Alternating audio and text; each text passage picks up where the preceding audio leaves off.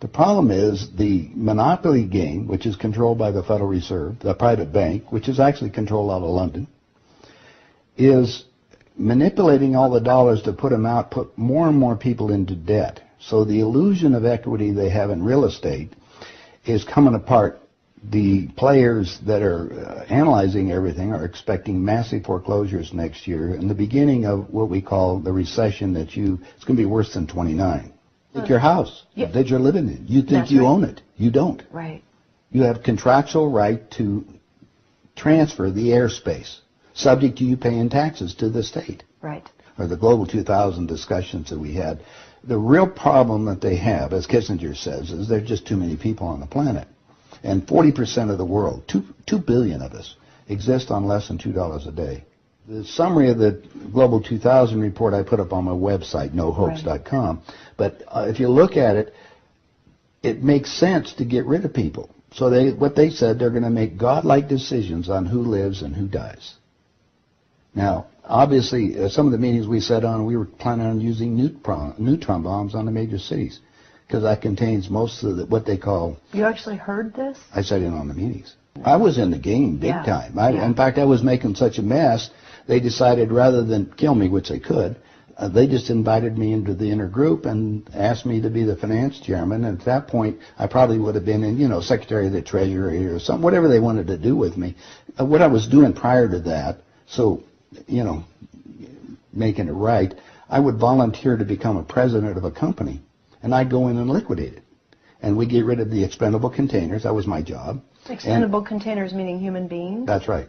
Yeah, it's amazing. That's well, really that was inside vernacular, wasn't it? Yeah. Oh, well, that's what we used at that time. Yeah. I mean, it went from there to useless eaters today, so you're happy with it, you're a human resource. So, which, all you are is part of the commodity, even in the business sense. You look at it, you have a cost. Labor, what is labor? Yeah. Human resource. Right. When you're going to put together some kind of product. Well, the inside of the game, when we started using neutron bombs, today they figure that biologicals are much cheaper. Mm-hmm. They're still planning on, the plan is to get a war started in the Middle East.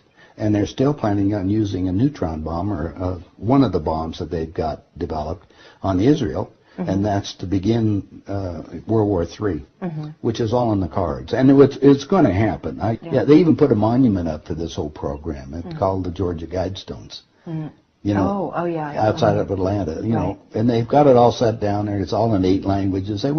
Basically, it's fait accompli as far as they're concerned. It's just to get the thing going in the Middle East, and it's not going fast enough. I mean, Carter put this thing in, so we have the Plan 2000, with the war starting in the year 2000 in the Middle East. Right.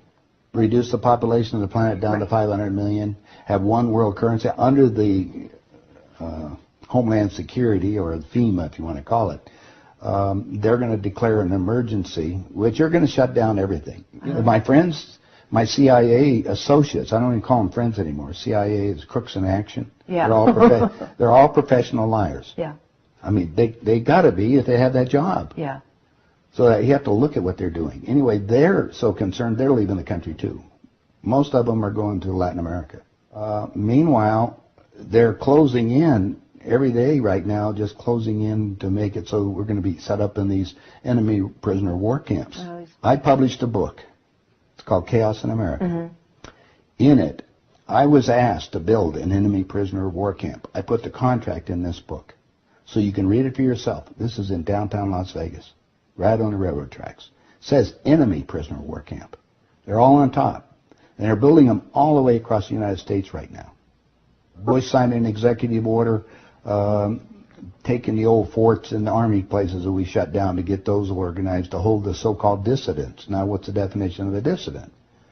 And the problem is that we're going to enslave ourselves because most of the people want to keep having food coming in, and you're going to follow the line. You're just walking yourself into your own prison camp. Then we're going to come down to the extermination, just like World War II. Well, Phil and I have lectured together. I know Phil Snyder. He's dead now. Yeah, I know he's dead. And so what about what he was saying about the number of bases at that time? I think it was 129 bases before he died. Underground had already been built. Is that all for the elite? Yeah. Really? What are they going to do with the rest of the people? They just get rid of them, leave them above ground, and be radiated. Now, my son happens to be a nuclear physicist. Mm-hmm. Spent the last 3.5 years in a secret city in Russia. They're about 12 years ahead of us. They have 22,000 nuclear warheads. And, of course, we're the target.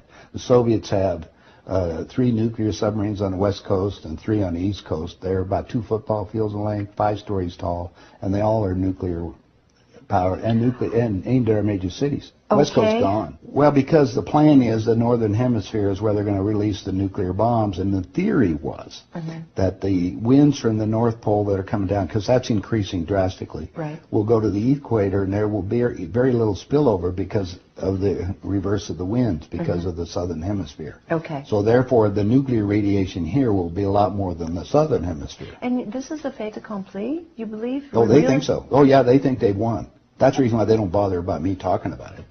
They don't care whether you know or not. What are you going to do about it? And you have no idea what China is until you go over there for yourself. With 1,300,000,000. You understand? Almost, well, a little over 4 times our population. Right.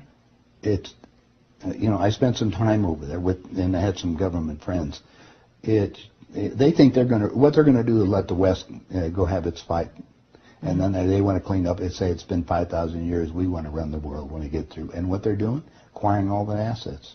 They figure that Canada and the United States, the property there will, the food growing areas will be enough to take care of their people. And that's what they're looking at. Why are they? I mean, they bought so oil. the U.S. will become a resource.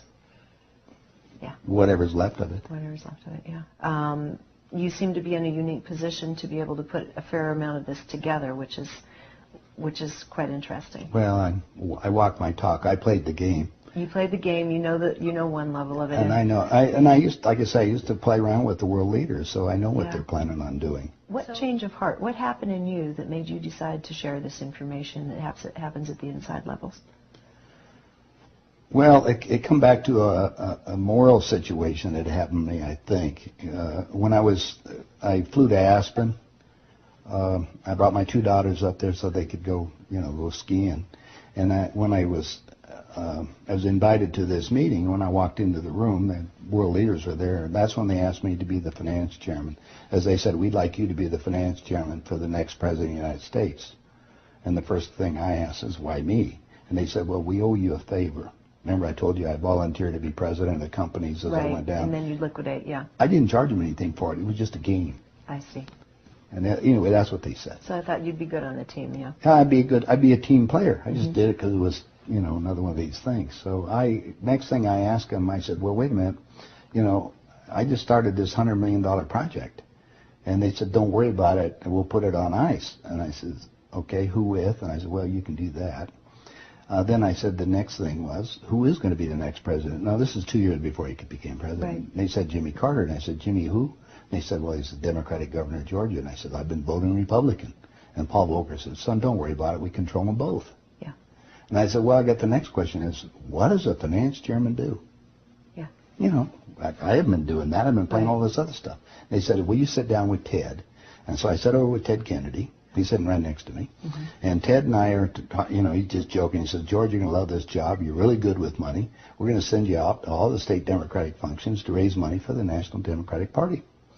And he said, you're going to meet some real foxy ladies. And just then, my daughter walked in. Ted looked at her and he says, wow, I want to go to bed with that. I says, no, you don't, Ted. That's my daughter, and she's 14. And his response to me was, I don't care. I was livid. I really didn't know what to do. So it was that moment of that personal insult. That was part of it. Yeah. I got up and I walked across the room. Yeah. I then talked to Pierre Trudeau and his wife, who was the Prime Minister of Canada at that time. And I'm sitting in front of them was a little half cigar box full of white powder. And then I'm looking around the rest of the room. I said, my God, something hit me at that point. If the world leaders have to resort to this, I don't think I want to be part of this thing. I mean, even to the dark. Even to the pollution and getting everything else they're talking about, getting rid of all the other people. I mean, I was raised in a packing house and slaughtering animals, and you get to the point where people are just animals at that level. And then I found out a little bit more about the details of the Plan 2000, of the annihilation of the entire planet. I said, I got to stop these people. There's something there. I mean, they got to be stopped.